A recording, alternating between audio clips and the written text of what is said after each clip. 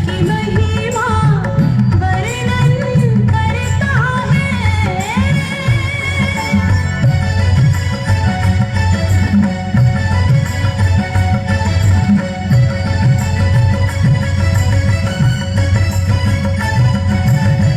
खुदा की शरीयत कामिल जाँ बहाल करती है, सत्य है नियम प्रभु का जो ज्ञान देती है।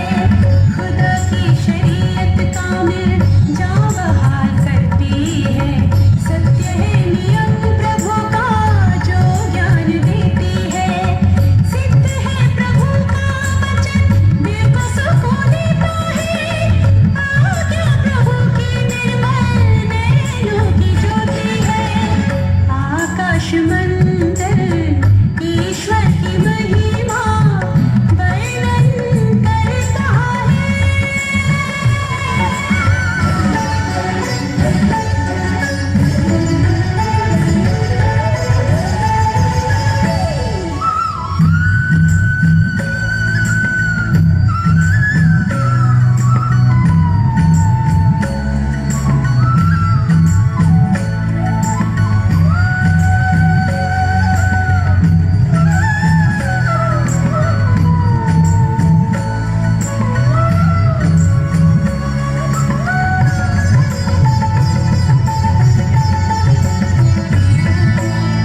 भय प्रभु का पवित्र है, रहता है स्थिर सदा। सत्य है प्रभु का वचन, पवित्र है सर्वथा। भय प्रभु का पवित्र है, रहता है स्थिर सदा। सत्य है प्रभु का वचन, पवित्र है सर्वथा। बेहतर है सोने से भी, मधु से मधुर है। उन्हीं का पालन करने से इनाम बड़ा मिलता है। आकाश मंडल ईश्वर की महिमा वर्णन करता है। और फजाएं उसकी हस्तकला को, और फजाएं उसकी हस्तकला को प्रकट ही करता है। आकाश मंडल ईश्वर की महिमा वर्णन करता है।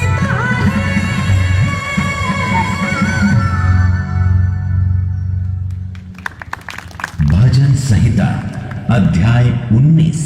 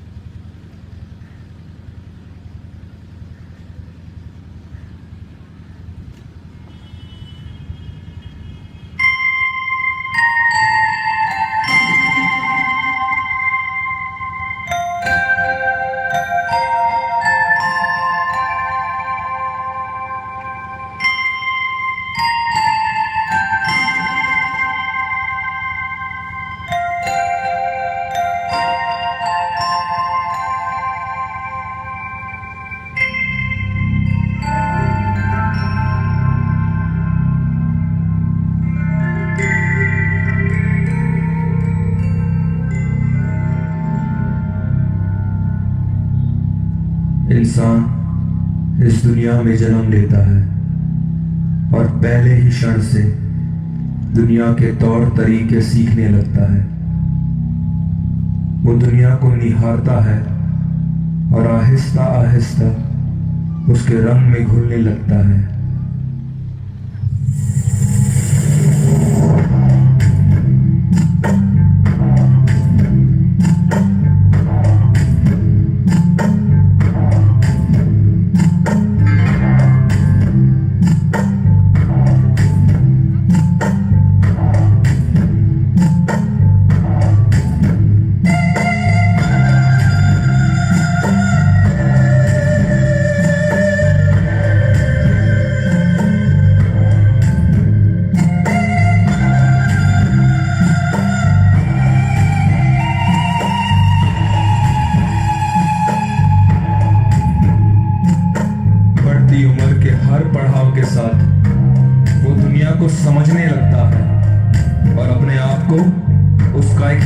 बना लेता है।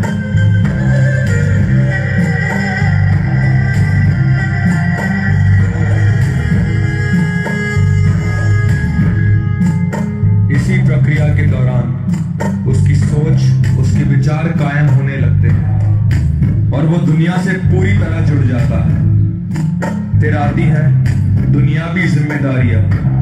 इन जिम्मेदारियों को निभाते हुए, समाज के बनाए हुए नियमों का पालन करते हुए वो कर्म के मार्ग पर चलता जाता है। अपनी सहूलियत के मुताबिक कुछ नियम बनाता है और दुनिया के ज्ञान को भी अपना लेता है।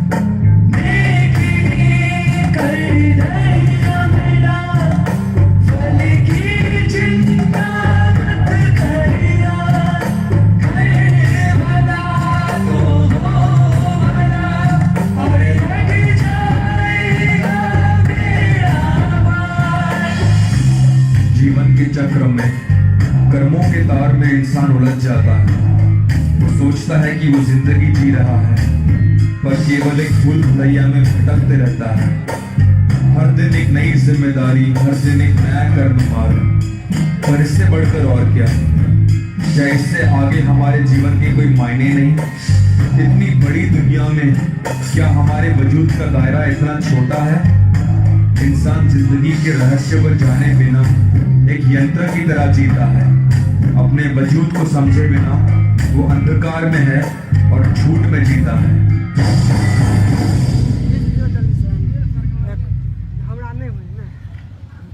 इंसान के पास कई सवालों का जवाब नहीं, तो फिर किस बिना पर वो अपने आप को बुद्धिमान कहता है?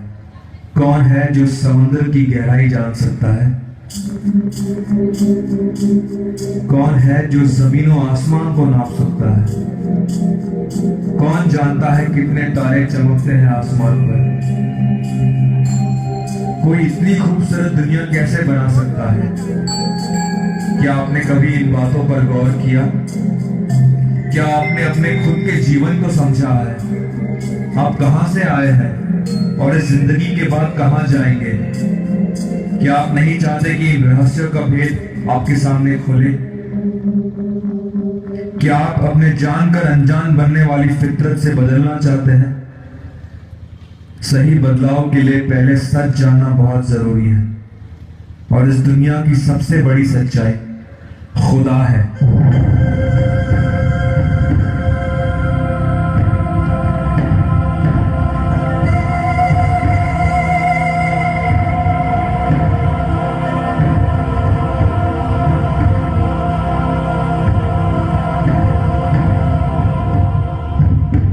खुदा ने जमीन और आसमां को बनाया, हमें बनाया और हर अच्छी चीज से नवाजा है।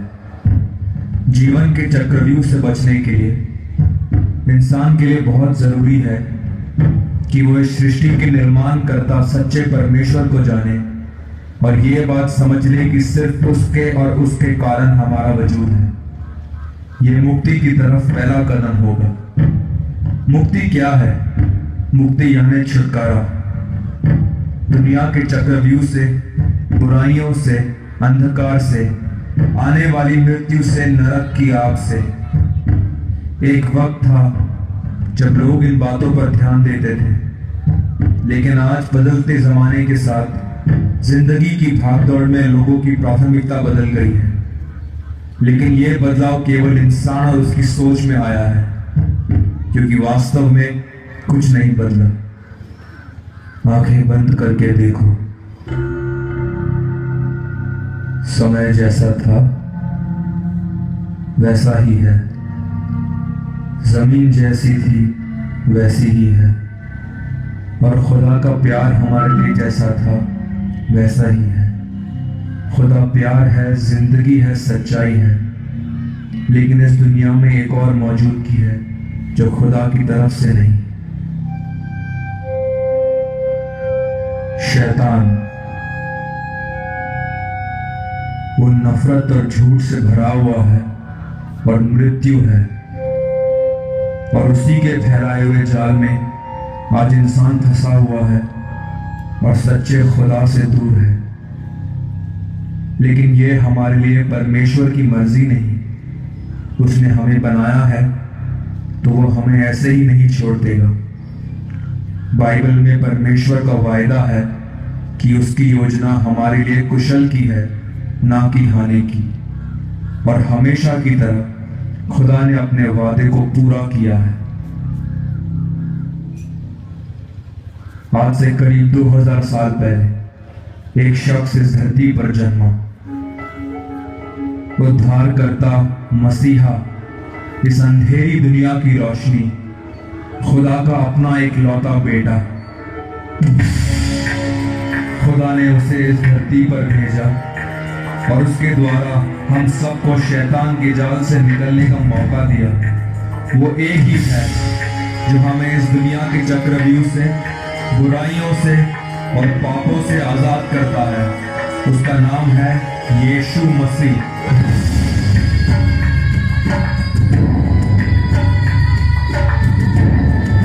पवित्र आत्मा से जन्मा, हूबहू खुदा, निष्पाप होते हुए भी वो क्रूस पर चढ़ गया, एक बलिदान के रूप में क्रूस पर अपनी जान देकर, अपना कीमती लहू बहाकर उसने हमें शैतान की चंगुल से हमेशा के लिए आजाद कर दिया। पाप की पगार तो मृत्यु है। इस नश्वर दुनिया से मिलकर, बुराइयों में जीकर जो मृत्यु हमें मिलनी चाहिए, वो यीशु मसीह ने अपने ऊपर ले ली और अपना अनंतकालीन और पवित्र जीवन हमें दे दिया, एक भेंट के रूप में। यही तो उद्धार है। याद रखें कि उद्धार एक भेंट है, मुफ्त है। इसे पाने के लिए हमें किसी कर्म मार्ग पर चलने की जरूरत नहीं।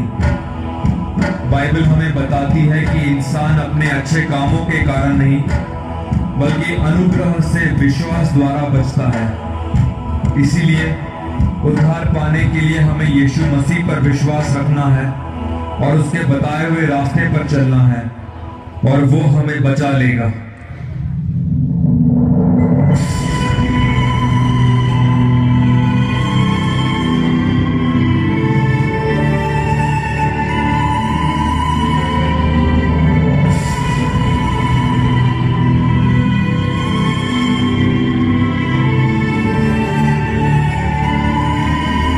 यीशु मसीह ने कहा,